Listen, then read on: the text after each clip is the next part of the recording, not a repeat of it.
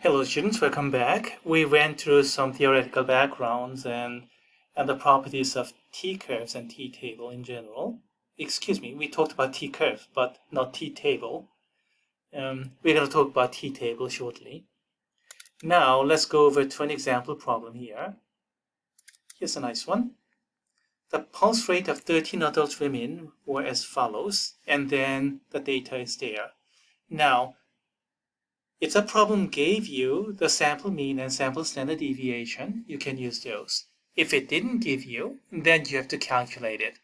Finding out the sample mean is not too bad. You have to just add them all up and divide by, let's see, what's the sample size? 1, 2, 3, 4, 5, 6, 7, 8, 9, 10, 13. All right, so mean.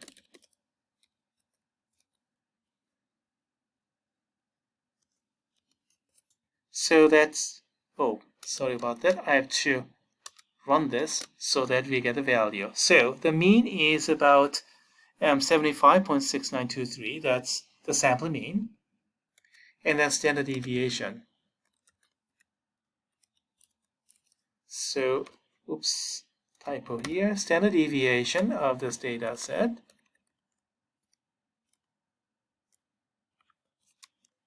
um, 14.5395.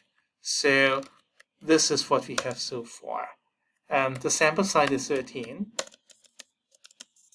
And the sample mean and that's approximately equal to this. Let's copy and paste. And then sample standard deviation is this. So it's not sigma, it's just S. Remember, Roman for sample statistic and Greek for population parameter. Now from here you can immediately find out the standard error. Standard error is sigma over square root of n in ideal circumstance, but we don't have sigma, so we have s over square root of n. So that is, let's see, we have to this over square root of 13, and what's this value? You can punch in the calculator and find out. You got 4.03 something.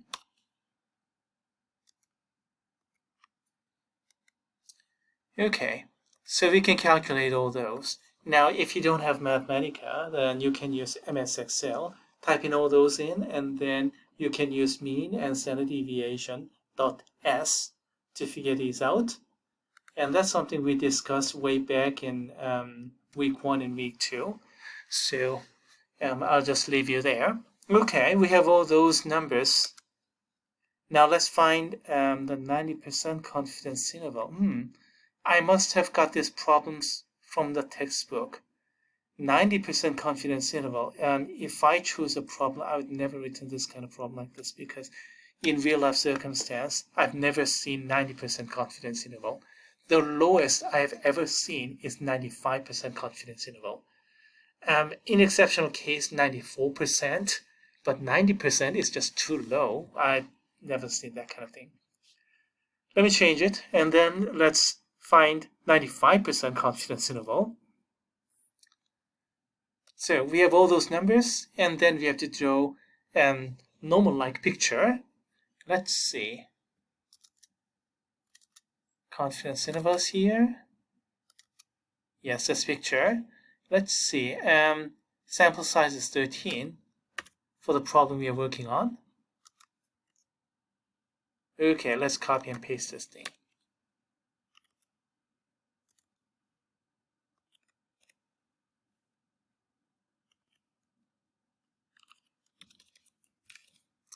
So 95% confidence interval for degree freedom of 12.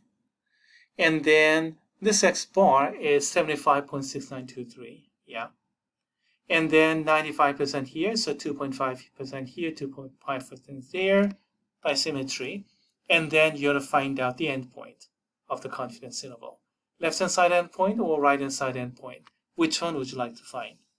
For t-curve, I'd like to use the right-hand side endpoint. The reason, I'll show you the t-graph. Let's see. Here's a t-table, and here's a z-table. See the difference in this picture? Z-table is based upon left-hand side shading. T-table is based upon the right-hand side shading. That's traditionally true. Why? I don't know. It's traditional. Now, how do you work out the t-table? Well, here we have degree of freedom, df. 1, 2, 3, 4, 5, 6. And then go up to 30. And then jump to 40, 50. And then 60, 80, 100, 1,000. And then infinity. In that case, we have just same as z. So degree of freedom is going to be there. And if the degree of freedom is less than 30, then you'll have to find something there. But if it is greater than 30, then because there are some jumps here, so you'll have to do some further estimation. Now, in this particular case, we have the degree of freedom of 12 because sample size is 13. And then this probability here, we are looking at what? 2.5%. See? We want 95% here, so 2.5% there. So 2.5% there, 2.5%. So that column for degree of freedom of 12. How do you do that?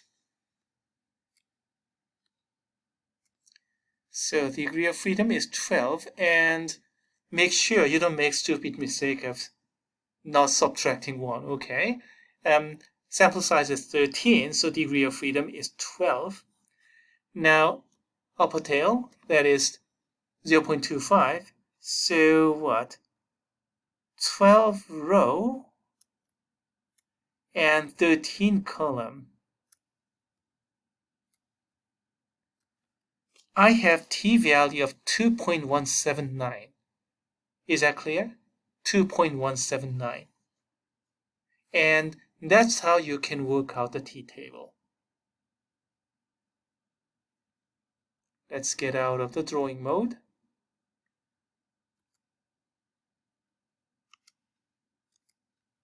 I forgot. You can work out the upper tail probability here. This is 2.5%, so 0.25. You can use this column. But if you go down here, you can use confidence level as well. 95% in the middle. So 95% in the middle corresponds to 2.5% in the right-hand side. So 95% column down here in the confidence level and 2.5% for the right-hand side tail, they're the same. So if you prefer this one, great.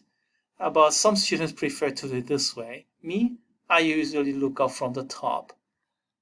Anyway, what was the t-score? We just found out 2.179, wasn't it? So this is what we have so far.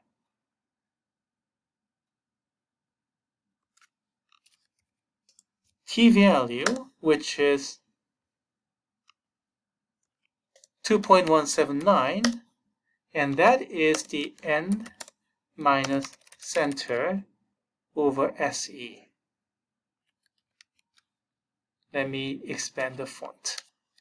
So end right here, the right-hand side endpoint. And then the center is 75.6923. I don't know how many decimal digits should I take. So let me just take 4 decimal digits as I have over there. And then the standard error, we calculated, right? S over square root of 13. We ended up with this. 4.03 something. Let's just copy and paste it down here. So what do we have? We have an equation to solve. And can you solve this equation? Well, not bad at all, because we have all those numbers, and the only number, only quantity we don't know is r. It's not too bad. So flipping this denominator to the other side with r minus of that point estimate in the middle, that's approximately equal to 2.179 times this standard error. And by the way, this computation is exactly the same as what we used to do for z computation. Remember, it's the same standardization formula, just t value instead of z value. And then we just flip this to the other side.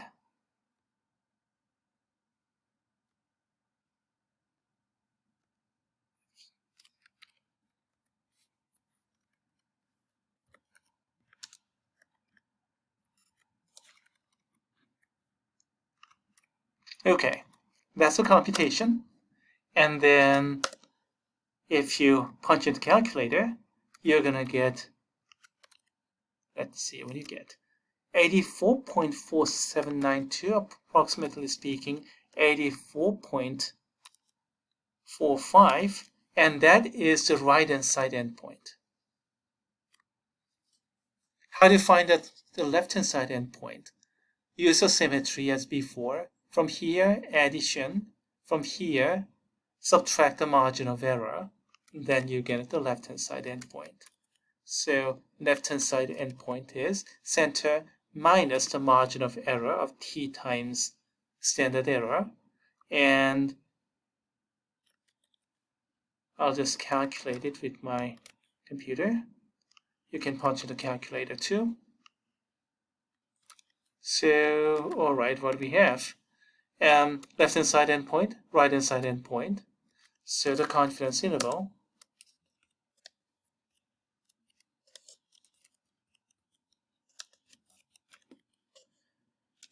(95% confidence interval) is approximately speaking this one, 66.90591, 84.4748. So there goes my confidence interval, the 95% confidence interval. So what does it mean? The mean pulse rate for these 13 adult women in this group is likely to be in this interval, 66.91, 84.48, with a 95% of confidence level. That is, there's 95% of chance that the real mean falls into this interval. And of course, there's 5% of chance that it falls out of bound. Could be too big or could be too small. Now, do you see this picture? Do you see this dotted line here, dotted line there? And that dotted lines actually show the confidence interval for the z-curve.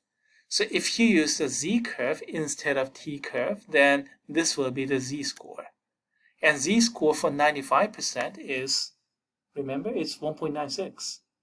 Remember that? 1.96. It's something we use so often that you should remember by now. And compare that with 2.179. T-value is bigger. T-value is bigger than z-value. And then the margin of error, as you can see, is t times standard error. You see, t times standard error, t times standard error. So margin of error for z-curve, z times standard error, is less than the margin of error for t-curve, t times standard error. Let's see.